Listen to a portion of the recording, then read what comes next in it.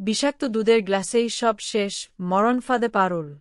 আমরা এমনটাই দেখতে পারব আজকের পর্বে। বিস্তারিত জানতে ভিডিওটি দেখতে থাকুন। হঠাৎ করেই টগর এসে পারুল আর দাদুর সামনে হাত জোর করে দাঁড়াবে। সে নিজের চরম অসহায় অবস্থার কথা জানিয়ে এই বাড়িতে থাকার জন্য আকুতিমিনতি করতে শুরু করবে। টগরের মুখের এই করুণ দশা আর কান্নাকাটি দেখে বাড়ির বাকি সদস্যরা কিছুটা নরম হলেও পারুলের মন কিন্তু এত সহজে গলছে না। তার মনে খটকা তৈরি হয়।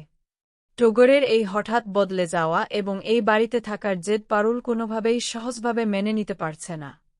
পারুল মোটেও চুপ করে থাকার মেয়ে নয়। সে সোজা টগরের মুখের উপর স্পষ্ট জানিয়ে দেয় যে সে নিশ্চিত এর পেছনে কোনো বড় ষড়যন্ত্র আছে। শিরিনী কোনো গোপন মতলব বা উদ্দেশ্য নিয়ে টগরকে এই বাড়িতে পাঠিয়েছে। যদিও টগর হাত জোর করে পারুলের এই সমস্ত অভিযোগ পুরোপুরি অস্বীকার করে। সে নিজেকে একেবারে নির্দোষ প্রমাণ করার জন্য আপ্রাণ চেষ্টা চালাতে থাকে, কিন্তু পারুলের মনের সন্দেহ তাতে দূর হয় না। পরিস্থিতি সামাল দিতে এবং পারুলের সুরক্ষার কথা ভেবে এবার আসরে নামবে রায়ান। সে টগরকে আড়ালে ডেকে একদম কড়া ভাষায় সতর্ক করে দেবে। রায়ান পরিষ্কার জানিয়ে দেয় যে এই বাড়িতে থাকতে হলে তাকে সাবধানে থাকতে হবে। যদি পারুলের কোনো ক্ষতি হয় বা তার কোনো রকম অসুবিধা করার চেষ্টা করা হয়, তবে রায়ান কিন্তু সেটা মোটেও হালকাভাবে নেবে না এবং তার পরিণাম খুব খারাপ হবে। টগর মুখে যতই নির্দোষ সাজুক না কেন, গল্পের আসল মোড় ঘুরবে একটু পরেই। আড়ালে যেতেই দেখা যাবে যে পারুলের সন্দেহই 100% সত্যি।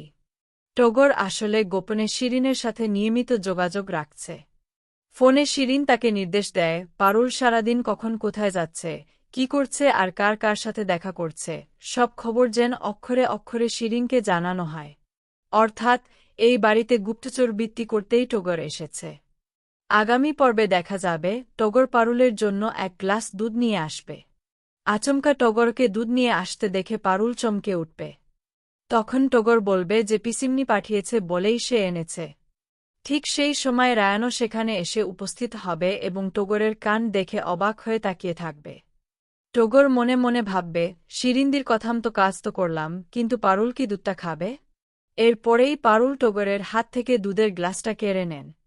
তবে ধারণা করা হচ্ছে রায়ান কোনোভাবেই পারুলকে এই দুধ খেতে দেবে না এবং কোনো এক বড় বিপদের হাত থেকে তাকে বাঁচিয়ে নেবে।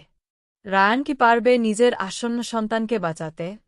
কমেন্ট করে জানিয়ে দিন।